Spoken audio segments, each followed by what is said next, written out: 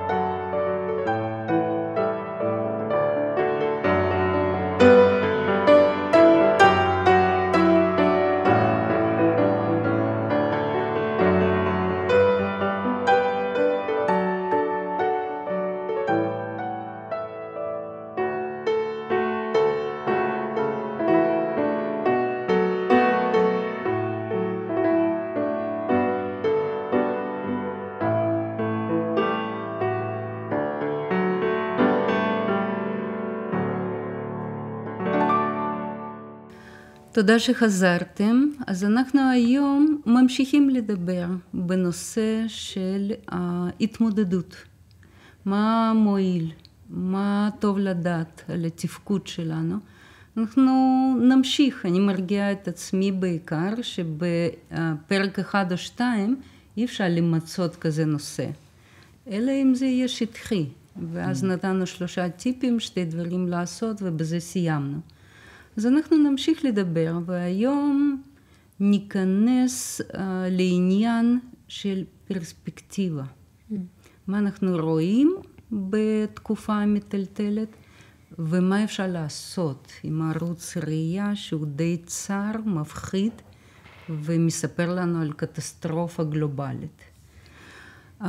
אני חוזרת לנקודה, או לשאלה, כל משבר הוא המשך החיים הרגילים.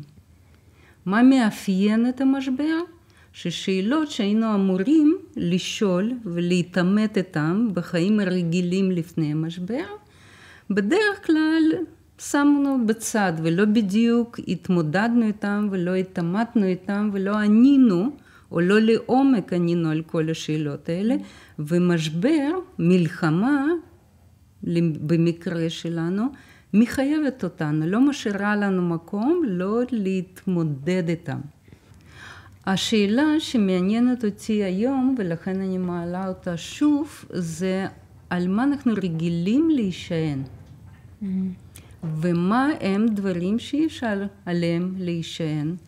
ובשביל לפתוח את זה אני אספר לכם סיפור מחיי האוניברסיטה שלי. כשהיינו צעירים, כמעט כל סוף שבוע עלינו להרים לעשות חייק. לא כל כך התעניינו בחייק עצמו, אלא להיות ביחד, לעשות דברים שטותיים כחבר'ה מאוניברסיטה, אבל לא משנה. ירדנו מהערים, היינו בתחנת אוטובוס, וראינו שיש מוט, שוכב מוט שבדרך כלל מחזיקים בו כשאתה נוסע באוטובוס. אז בתור שטותניקים לקחנו את המוט הזה איתנו, והאוטובוס זה היה תחנה סופית שלו, אז הוא היה ריק, ונעמדנו להחזיק, אחד מהבחורים החזיק את המוט מקץ אחד, והשני מקץ שני, בעוד תחנות עלו את הנוסעים, והם החזיקו באותו מוט. אז בעוד כמה תחנות שכולם עמדו והחזיקו במוט שהוא לא קשור לשום דבר, אנחנו הרפאנו את זה, הבחורים הלכו עד לבלמים, ברקס, וכל מי שהיה מחזיק את המוט, הם היו מי שנפל. לילי, אני לא ידעתי שיש לך את החלק הזה באופי. הייתי שותפה לפשע. ממש.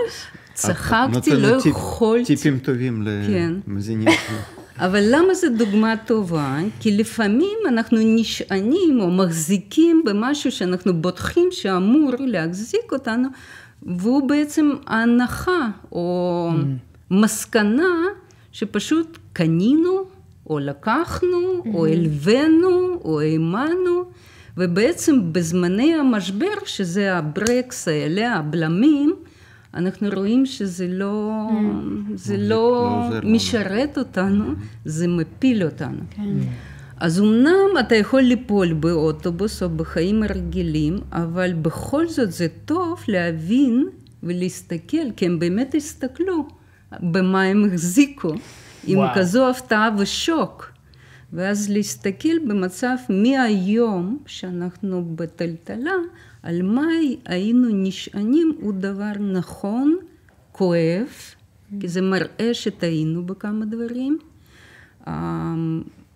רואים ולומדים שבטחנו באנשים או בקונספציות שלא היו נכונים, ובעצם עכשיו שיש מכה, אנחנו בנפילה כלשהי. ואז אנחנו צריכים לעשות בדיקה. אז על מה אנחנו יכולים וצריכים להישען.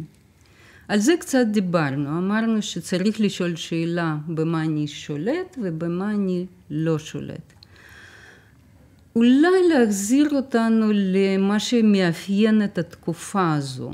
התקופה שכולם אומרים שזו תקופה של טראומטית, תקופה מטלטלת, תקופה כואבת, מחרידה. חוסר ודאות, ולכן זה כן מחזיר אותנו למילים כמו חרדה או טראומה, רוצים או לא. אז בזמן החרדה, תשומת לב שלנו, הערוץ ראייה שלנו הוא מאוד צר. זה גם מחבר אותנו לפרק הקודם שדיברנו, נכון. שצרות זה מקום צר. למה זה מקום צר? כי גם זווית הראייה שלנו מאוד צרה. וזה לטובתנו, כי אם אנחנו בהישרדות, הכי טוב להיות מפוקס במשהו צר כדי לשרוד להיוושע, לרוץ, לברוח. זה לא הזמן לשתות מים, לחשוב האם אריה יתקוף אותי או לא, זה לא זמן ליהנות מהצפצופים של הציפורים, זה לא זמן להרגיש רעב או משהו כזה, זה זמן באמת לברוח. אז במציאות שהיא באמת סכנת חיים, טוב שאנחנו עם ערוץ הצר.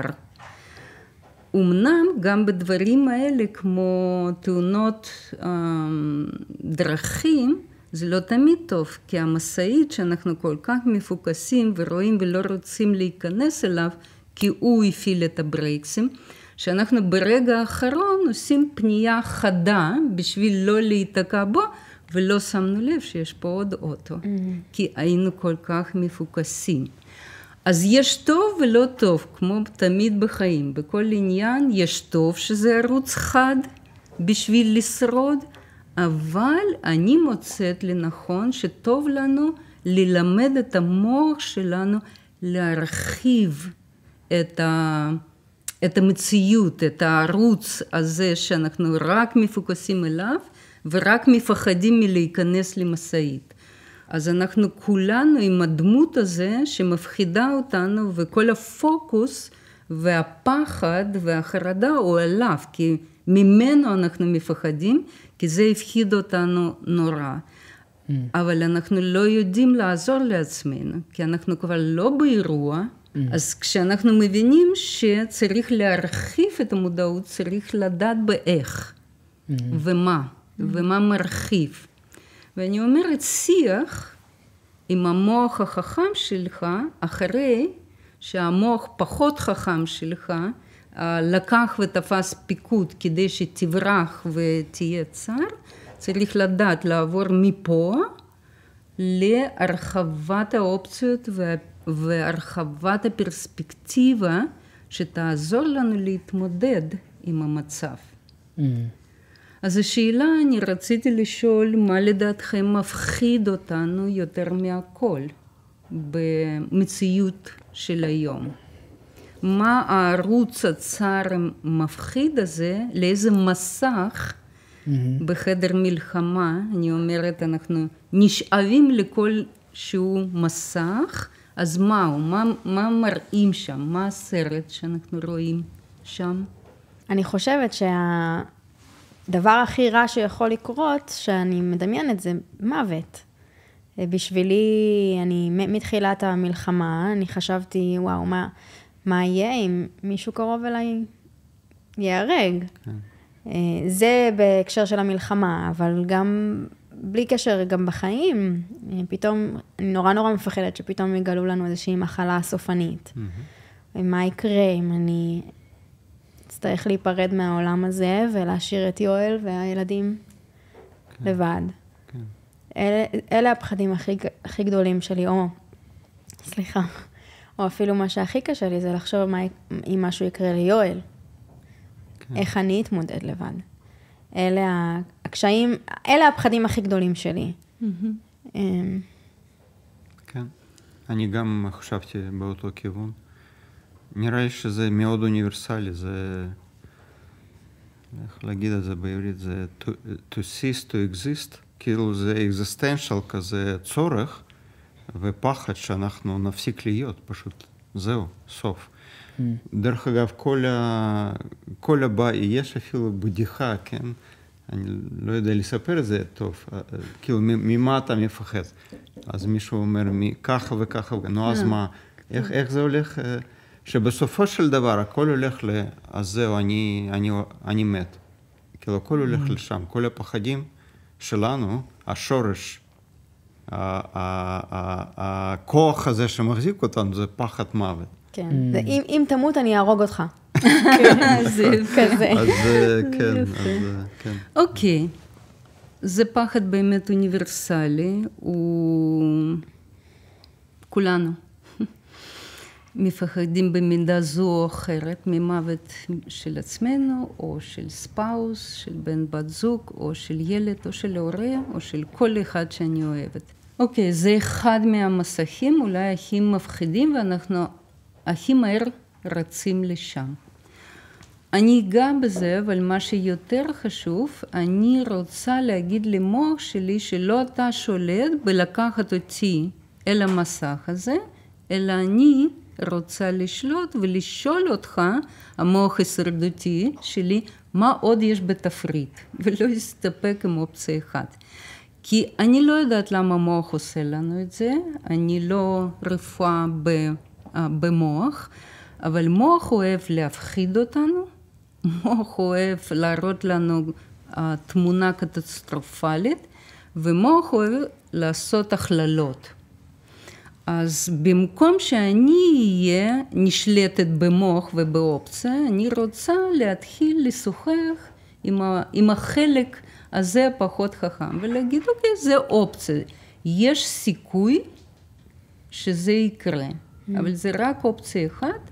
אני רוצה שתראה לי לפחות עוד 9 מסכים עם עוד 9 אופציות. שלא כולם מפחידים. אני לא מחפשת עוד 9 דברים מפחידים, אני מחפשת משהו שדווקא אם אף אחד לא ימות ונעבור את המלחמה בשלום, יהיו לנו חיים מחודשים, שונים עם תובנות, ואנחנו נתמודד ואנחנו נלך בדרך ישירה שלנו. אני רוצה לראות עוד סרט, איזשהו קומדיה, איזשהו מצב מצחיק שלא חשבתי עליו. אני רוצה להרחיב ולא להיות כבולה למה שמוח שלי משום מה נותן כאופציה, האופציה היחידה. אוקיי? זה אחד מהדברים שנחזור אליהם. לחפש עוד אופציות, לדרוש מהמוח הזה, להראות עוד מסכים. אבל בוא נחזור למוות. כי בלי לטפל בפחד הזה לא נוכל להתקדם ולא נוכל ליהנות מסרט קומדיה. לגבי המצב הזה, זה מזכיר לי, כשלמדנו ייעוץ במכללה, אחד מהמורים אמר לנו בעצם מכתבי הקודש, מספר התהילים, הוא קרא את זה טריאלוג. זה בעצם, זה מחבר, מדבר עם עצמו, אבל גם אלוהים בתמונה. זאת אומרת, ואז זה סוג של, אני יוצא מהזום אאוט, ואז אני מחבר בעצם, דוד למעשה, או מישהו, הוא מדבר לנפשו, כאילו, נפשי, למה את עצובה, כאילו, האם יש סיבה? אז זאת אומרת, הטריאלוג הזה, זה מאוד חשוב, to zoom out, ולהסתכל על הניסיון מרחוק. קודם כל, to zoom out זה כבר אני בשליטה, אבל אם זה טריאלוג, כמו שמורה שלנו אמר, זאת אומרת, אלוהים הוא גם במצב, אני כבר לא לבד ואני בצער שלי. נכון. זה מדהים, זה יעיל, זה עובד. אבל בוא נחזור לנושא של מוות. אז אני רוצה להגיד שאין חיים בלי מוות. אין מוות בלי שהיו חיים קודם. כולנו רוצים לא לחשוב על המוות, כולנו רוצים לא לארח את האורח הזה, אבל הוא נמצא. כל יום אנחנו מתקרבים למות, אפילו בלי מחלות סופניות. בסופו של דבר כל אחד ימות. אם אנחנו לא נתמודד עם נושא של מוות, אולי לא פעם אחת ולתמיד, אבל כל יום, אז הוא תמיד יפחיד אותנו, כמו איזשהו טיפוס כזה מאיים מהסרטים שיוצא בנקודה הכי לא מתאימה ומפחיד אותנו ומשאיר אותנו משותקים מפחד. אז במקום להשאיר אותו מחוץ לדלת, במקום לחשוב או לשים, הוא יושב על הספה, האורח בשם מוות שלי או של בן בת זוג או של כל מי שאני אוהב, הוא יושב שם. אז במקום לשים עליו את השמיכה ולהגיד, הוא בעצם לא פה. אני עושה תיאור, אבל הוא לא פה, אז אני לא מתמודדת. אז אני אומרת, כן, החיים ללא כאב הזה של עוקץ של מוות, הוא לא חיים אמיתיים. אם ואנחנו ניקח את המוות למשוואה שלנו, של יום-יום, ההחלטות שאנחנו נעשה, המסקנות שאנחנו נגיע אליהם, יהיו הרבה יותר אמיתיים ומועילים. אפילו תיקח את הריב בין בני בת זוג. אם ואני לא חושבת שהוא ימות, אז אני אריב בכל כוח. ואני אחשוב שהוא אויב שלי, ושהוא לא מבין ומזלזל, ועוד פעם לא קלט, ואני חס, ואני יריב, ואני אעמוד על שלי, אני אעשה ריב כרגיל, כמו כולנו יודעים. ואם באותה שנייה או קודם אני אגיד, מה אם בעוד 2 דקות הוא יצא מהבית, וזה יהיה פעם אחרונה שאני ראיתי אותו, האם ריב הזה היה שווה? או כל דבר בנישואים, שאנחנו כל הזמן נוגעים במשבר בנישואים. אם ואנשים היו כן לוקחים מוות כאלמנט שמלווה מתהלך איתנו, ויקרה, יכול לקרות טרם הזמן, אבל מתישהו יקרה בכל זאת. כן. אז אם אני עושה מניעה מהנושא, אני לא מתמודדת. זה בעצם לא לחיות את החוכמת הבדיעבד, זאת אומרת, רק כשהמצב קורה, אז להגיד, אוי, למה רבתי, אלא בעצם להיות כבר עכשיו מוכנים לזה שמשהו יכול לקרות. כן, לא לקחת את החיים כמובן מאליו. נכון. אני הולך לחיות עוד הרבה זמן, אז הכל... יש לי זמן, אני אפתור את זה אחרי זה. נריב עכשיו וכלום לא יקרה. כן. אני חושבת שהמוות נותן לנו פרספקטיבה נכונה.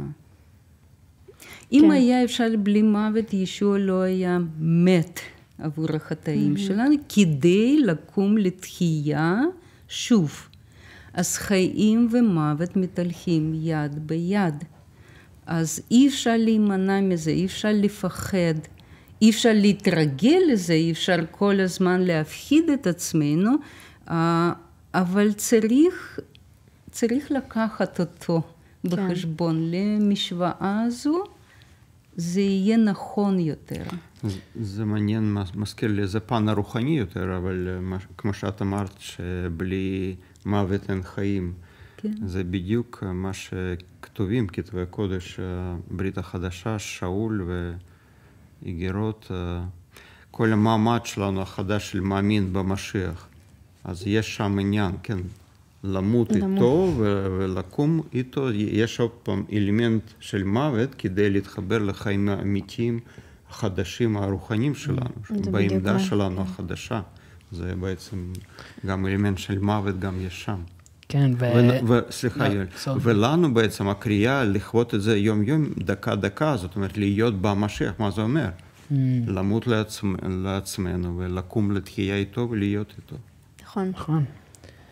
כן, ומה רציתי להגיד? רציתי רק להגיד שאת אומרת, לקחת את זה בחשבון, שיש מוות, אבל אצלנו, המאמינים, יש לנו עדיין, בתוך זה שיש מוות, יש עדיין תקווה. כי זה לא הסוף. למרות שזה נורא, וזה משהו שאנחנו צריכים להתמודד איתו, וזה אבל, אבל עדיין יש שם תקווה, גם במוות. כן. לשמחתנו ולצערנו יש מוות, וזה לא הסוף. אף אחד לא באמת יכול למות. הנפש היא נצחית. בן אדם מאמין או בן אדם לא מאמין, הוא נצחי בנפשו. אז באמת זה לא הסוף. מוות זה הסוף על פה, על יד המות. אבל באמת יש המשכיות, יש עולם שאנחנו בעצם באמת... כמובן שיש הבדל בין אלה שמאמינים ובין אלה שלא, איפה יהיה האין סוף הזה. נכון. אבל רק להגיד שאין חיים... נבראנו בצלם של אלוהים, שבעצם לנו אין סוף. אנחנו בריאה ללא סוף, אין סופית. אז המלחמה הזאת הביאה איתה הרבה מוות וכאב, ובזמן המלחמה אנחנו נפרדנו מחברים יקרים. ואנשים שהיו בלוויות, הם מספרים, עם כל העצב שבדבר, עדיין הייתה תקווה. עם כל הקושי של הסבל והמוות והכאב, יש לנו, כמו שיואל אמר, את התקווה, שהיא נותנת לנו כוח, אבל עדיין, איך אנחנו יכולים לשאוב את הביטחון כשאין אותו? זאת אומרת, יש את זה בראש, במחשבה, אנחנו יודעים, אבל הדרך הכי ארוכה זה מהראש של הלב. נכון. כי זה גם בצורה טבעית, הגוף שלך, או אתה עובר הרבה שלבים, נכון? של, נגיד, אנחנו גם במשפחה, היה לנו אירוע במשפחה, שהבת של אחותי נהרגה מתאונת דרכים, וגם עליי, אפילו יש הרבה תחושות, שאפילו אתה יכול להרגיש כעס על המצב שזה לא פייר, איך זה קרה לידה כל כך קטנה, ואיך, אפילו זה היה בארצות הברית, אז לא יצא לי לראות אותה, כי היא הייתה כל כך קטנה, וזה גם, אבל איך אני, עם זאת שיש לנו את התקווה, וזה גם טבעי, הכאב הזה, והשלבים האלה של כאב, והתמודדות איתם. אני מאוד אהבתי את ההמשכיות שלך ממוות לעניין של כאב וכעס וכל מיני רגשות לא נעימים. כי מה מפחיד אותנו במוות? לא מוות עצמה מפחידה אותנו. ואיך אני אחיה אחרי שמישהו קרוב אליי, אהוב אליי, מת. והתקופה שאחרי המוות, בלידיו, בלידיהם, זה מה שאני לא רוצה. כי התקופה הזו יהיה מלאה ברגשות הזאת לא נעימים. כאב הוא אחד מהם. אנחנו רוצים חיים בלי כאב. אנחנו רוצים חיים בלי אכזבות. אנחנו רוצים חיים בלי טראומות. אנחנו רוצים חיים מאושרים. מאושרים? כן. מאושרים. נכון. מושלמים. האם יש כאלה חיים? לא, אין, אבל אין. ואתה גם חושב, זה מן הרגעים שאתה חושב, לי זה לא יקרה. כן. אנחנו אלופים בזה. זה ההלם הראשוני שזה קרה. איך זה קרה? שאתה מבין שאף אחד לא חסין. ואז זה גם גורם לעוד תחושות, שכמו שאת אומרת, שהחזקנו בעמוד הזה, של לי זה לא יקרה, ופתאום במצב אמת, אתה אומר, וואו, זה לא פוסח על אף אחד. נכון. בדיוק. כולנו בסכנה. תמיד, אנחנו פשוט לא יודעים. נכון. ואולי זה יקרה בצורה אחרת, אולי זה לא יהיה זה, אולי זה עוד התמודדות, אבל אנחנו צריכים, כמו שאת אומרת, לבחון במה אנחנו אוחזים. כי ברגע האמת, זה לא משהו שיחזיק. נכון. כי משבר הוא מעצים ומעמיד את השאלות קשות, שאמורים לחשוב עליהם בגרין פסטרס, בעונות טובות, טובים, שיש לנו כוח, מנוחה, אם יש, אם אין ילדים קטנים, אבל, וזה טבעי לבן אדם לא לחשוב על הדברים האלה ולהימנע, אבל טוב שיש משברים, כי שם אנחנו מחפשים תשובות שהם עקרוניים. נכון. יש את הפסוק שאנחנו בדיוק קראנו אותו היום, אני חושבת שזה פה.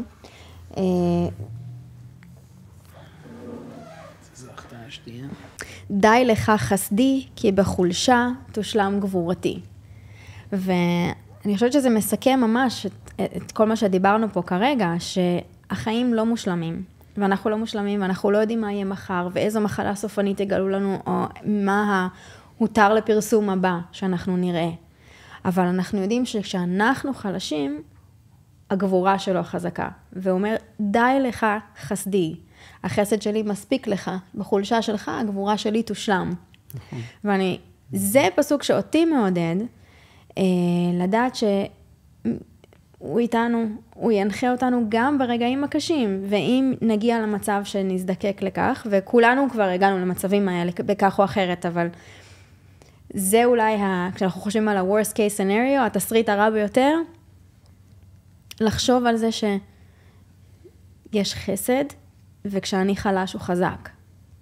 ולדעת שהוא יעזור לנו להתמודד עם כל המצבים האלה, גם במה שאנחנו עברנו במשפחה, גם אתם עברתם לא מעט קשיים לאורך השנים.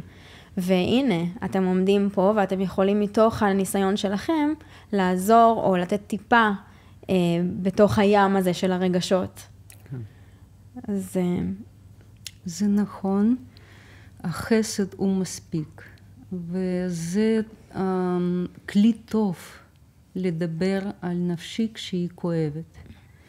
כי הנפש שכואבת והמוח שמפחיד אותה שיהיה עוד יותר גרוע, הדיאלוג בין זה לזה הוא מאוד חשוב.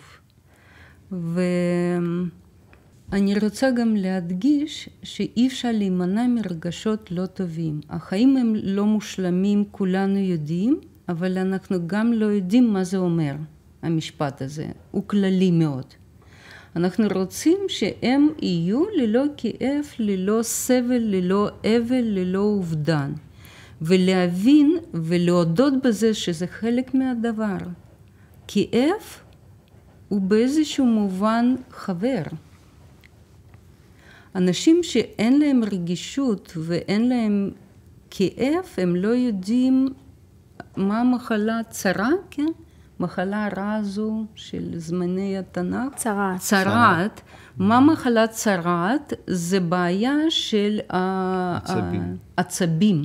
עצבים שלא עושים סיגנל למוח שזה כואב. אז הם מתים לא מצרעת, הם מתים מזה שהם מאבדים חלקי גוף, כי אין להם כאב.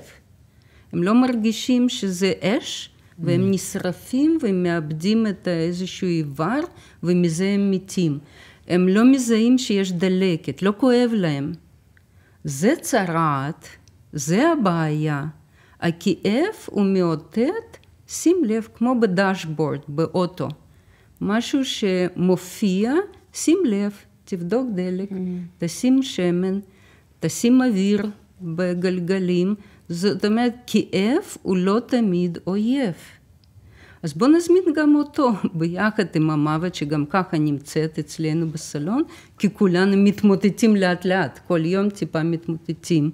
אז בוא נזמין גם כאב ונגיד, אתה לא נעים, צריך לדבר ועם חוש הומור. לא אוהבת אותך, אני רוצה לראות אותך פחות, אבל אני רוצה להתמודד ולדעת שאתה חלק מהעניין שמזהיר אותי מדברים שאולי יזיקו אותי ויביאו אותי למוות רוחני או נפשי או גופני. כאב זה דבר טוב. סבל מגדלת את הנפשנו. אנשים שלא סבלו ולא עברו דברים קשים לפעמים נשארים שטחיים, אין על מה לדבר, הכל סבבה, הכל דבש. רוצים סבל?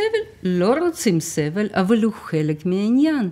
כן. אם אני רוצה לבטל כל הרגשות השליליים, אתם יודעים מה יקרה? אני גם אאבד את החדות של הרגשות הטובות.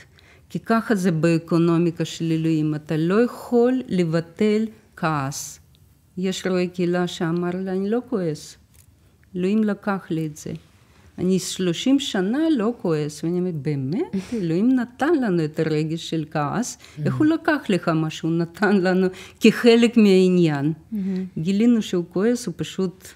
מדחיק. מדחיק עוד לפני שהוא מרגיש, אבל הצלחתי להכעיס אותו בסופו של דבר. כי בסוף זה מתפרץ. כן. להדחיק, גם מתפרץ. זה עוזר, אבל זה יתפרץ בצורה אחרת אולי. אנחנו על מישהו אחר. כן. על משהו... גם הכתובים מלמדים אותנו של לשמחה חישבו זאת, כאשר אתם באים לידי ניסיון. נכון. כן. כי הוא גורם לנו לגדול מזה. כן. בחולשה שלנו, הגבורה שלו תושלם. נכון. אז זה כאילו שמחה שעוד, זה המון דברים לדבר, זה לא שמחה יופי שנתת, כן? זה שמחה בחסדו. שאם נתת, כי מה המוח שלנו עושה? הוא לא רק מפחיד אותנו, הוא גם מעריץ fast forward. 30 שנה אחרי שהאירוע, אני כבר קברתי את כולם, אני כבר סכינה שאף אחד לא מעניין בי, לא צריך אותי, כל הכוחות הוזלו, המוח כבר מביא אותי לסוף החיים שבאמת אין לי משאבים.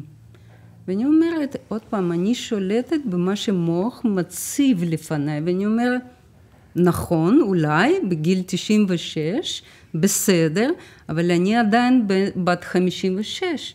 מה יש לי? אל תעשה לי fast forward, אל תריץ לי את העניין, כי יכול להיות שזה לא יקרה, וסתם אני מפחדת, אולי אני אמות מחר, למה לפחד כשאני אהיה בת 96? לא, אני נותנת צ'אנס שאני אמות מחר, אז אל תריץ סרטים, אל תכיל אותי סרטים, תן לי ליהנות ממה שיש לי היום. אני מכתיבה למוח, מה יש לי היום? הבעל עדיין איתי, אני עד כמה שידוע לי עדיין בריאה, הוא עד כמה שידוע עדיין בריא, אנחנו לא עיוורים, יש לנו שמיעה, יכולים לדבר, יש לנו ילדים, יש לנו נכדים. וואו, כאשר שאתה מתחיל להבין מה יש לי היום, אז פתאום כל הסרטים על מה לא יהיה לי, אם אני בכלל אחיה עד אז, הם לא רלוונטיים. אתה אומר נכון.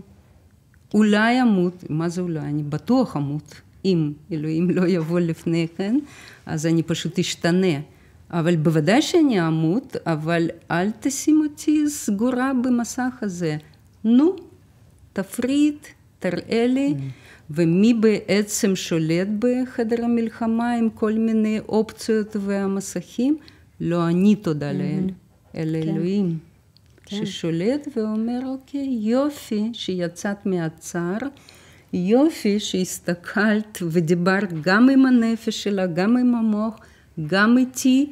בוא נסתכל על תמונה מלאה שאני יכול להראות לך היום. ולהכין את לבך, להכין את הלב שלנו למצב שאנחנו, אם וכשה, אבל להיות מוכנים לעובדה שזה יכול באמת לקרות עכשיו, מחר, או עוד 30-40 שנה, ולהכין את עצמנו למקום שבו אנחנו פוגשים אותו.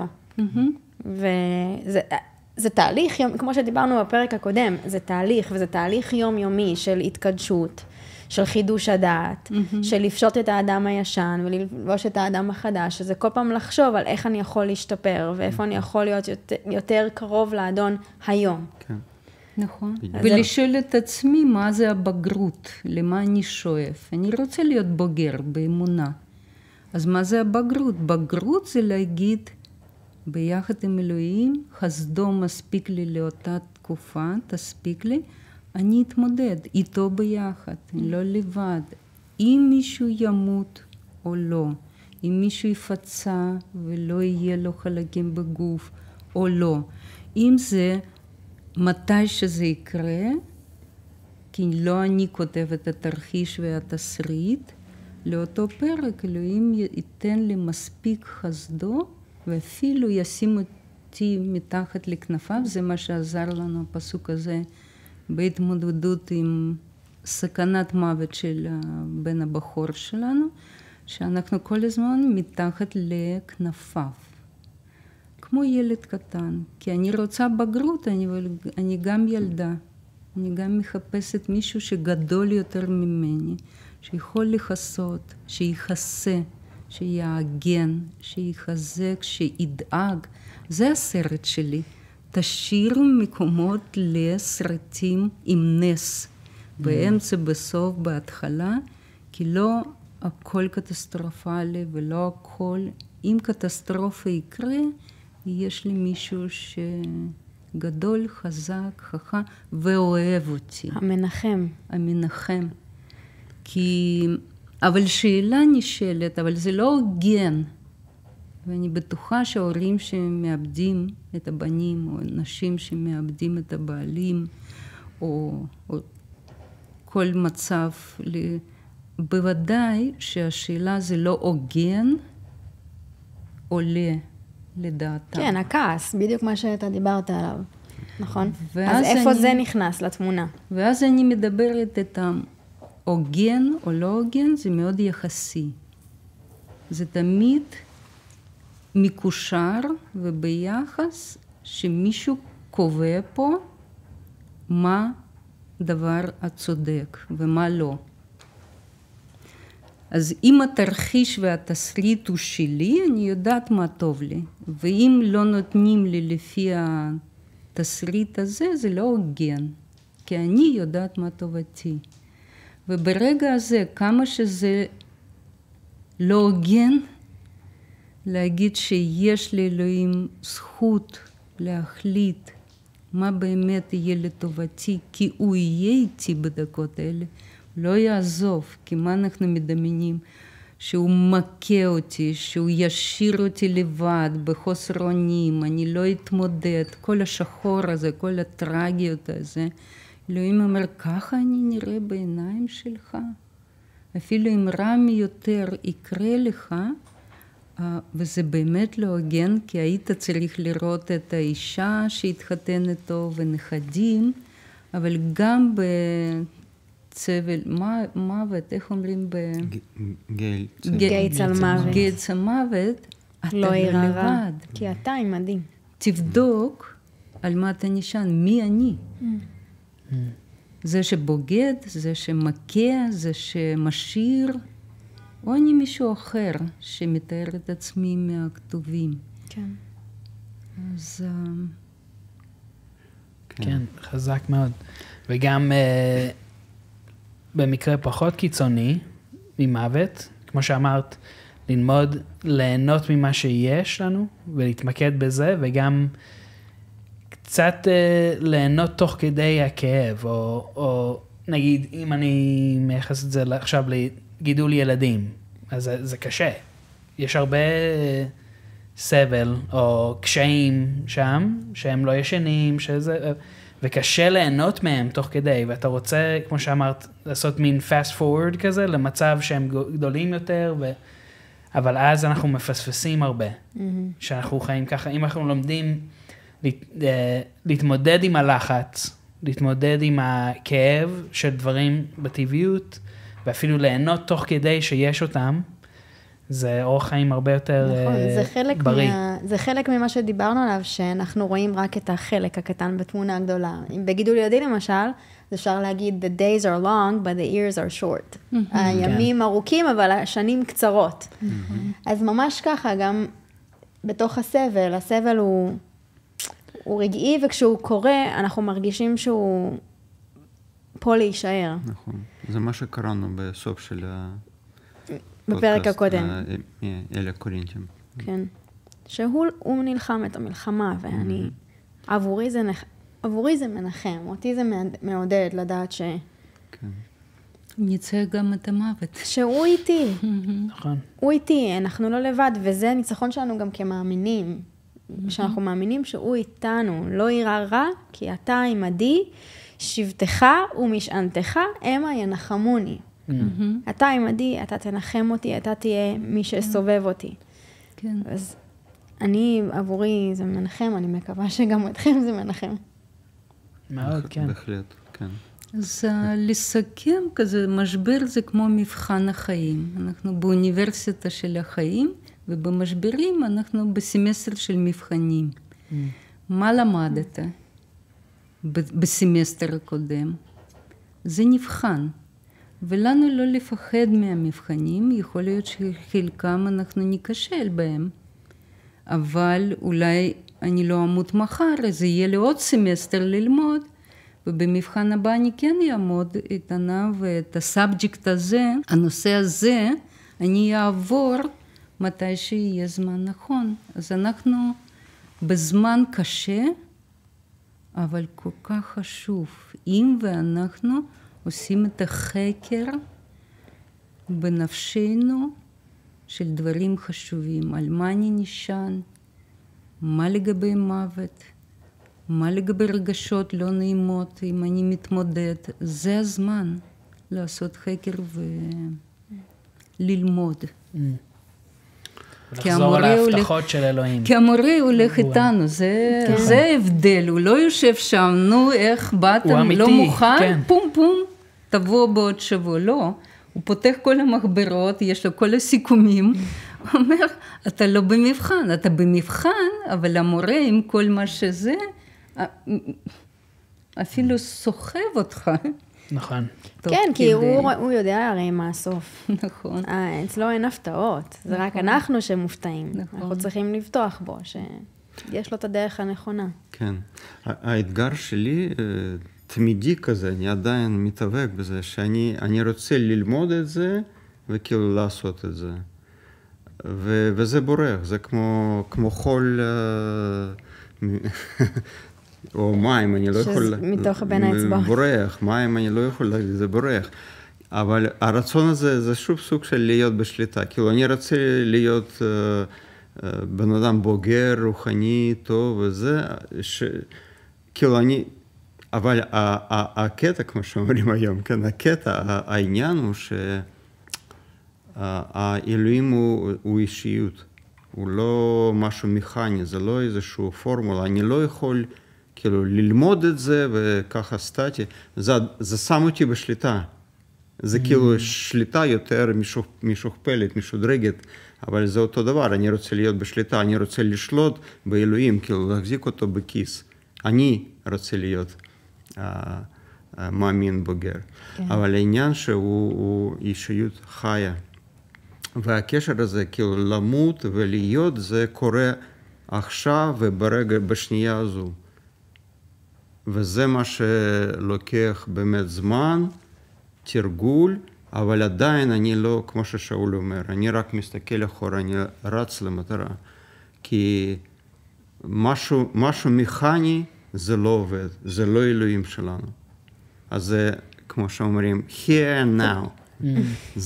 וזה הקשר שזה קורה. וזה החיים האמיתיים קוראים. אז אני פשוט מתוודה על התסכול שלי, שאני רוצה לשלוט את זה. אני רוצה להיות סטודנט טוב. שעובר מבחן ולא חוזר. כמו אופק, זה בורח ממני. כן. זה מחזיר אותנו לאותה נקודה, לסמוך ולבטוח באדון שיש לו את התוכנית והספר. הסיפור כבר כתוב, אנחנו רק צריכים... בתוך הטרגדיה יש לנו עדיין תקווה ונחמה בו. בדיוק. וזה משהו שהוא צריך לעבוד עליו. כי זה טבעי שיהיו לנו כל מיני מחשבות או רגשות שיעלו, וכל פעם צריך לחזור על זה שוב. כן. שזה ביחד. כן, להחליף את זה עם האמת שלו, עם ההבטחות שלו. דיברנו על בגרות הרוחנית. זווית ראייה על בגרות הרוחנית שלי זה להיות תלוי באדון. וכאילו, איך מודדים את זה? אני חושב, ככה אני מסביר לעצמי, המודד, כשאני נופל, כמה זמן לוקח לי לחזור אליו? כאילו, יותר מדי זמן או קצת פחות? קצת פחות זה הבגרות שלי, כאילו, ככה אני מודד את זה. נפלתי, אני רץ אליו, כי אני תלוי בו, אני לא יכול. ישוע אמר, אני דרך האמת והחיים, כאילו ככה, הוא באמת התכוון את זה. אנחנו פשוט לא יכולים להיות בלעדיו. אז זה המומנט הזה, הקשר האמיתי שקורה here now, אז כמה זמן זה לוקח לי לחזור לחיבור הזה. נכון, לא, מערכת יחסים שלנו עם האדון זה מראה לזוגיות. או הזוגיות היא מראה למערכת יחסים, אולי אני לא צריכה להגיד את זה, אני לא... לא, זה דיברת שפה שלנו. דיברתי את השפה שלכם, אבל זה ממש ככה, זה מערכת יחסים, אי אפשר פשוט להשאיר אותה על המדף, ופתאום כשקשה לי לבוא. זה, החיים שלנו צריכים להיות כאלה, אנחנו צריכים ללכת את החיים שלנו לצידו, ואז בקשיים, בשמחה, ברגעים הטובים, ברגעים הפחות טובים, יש לנו פרטנר, מישהו שאנחנו הולכים לצידו. בין אם זה הפרטנר הבן זוג, ובין אם זה אלוהים. אנחנו לא לבד. אז אני ממש מחזיר אותנו לשם. אז תודה, ממש מילים חשובות ומעודדות. ויש את הפסוק שאני חושבת שיהיה טוב לסגור איתו, יוחנן ט"ז 33. אמרתי לכם את הדברים האלה, כדי שבי יהיה לכם שלום. בעולם צרה לכם, אך התעודדו, אני ניצחתי את העולם. אמן. אמן, אמן. אז תודה שהייתם איתנו היום. תודה סשה וליליאן. תודה רבה. תודה ליאלי. ושיהיה לכם שבת שלום. שבת שלום. שבת שלום.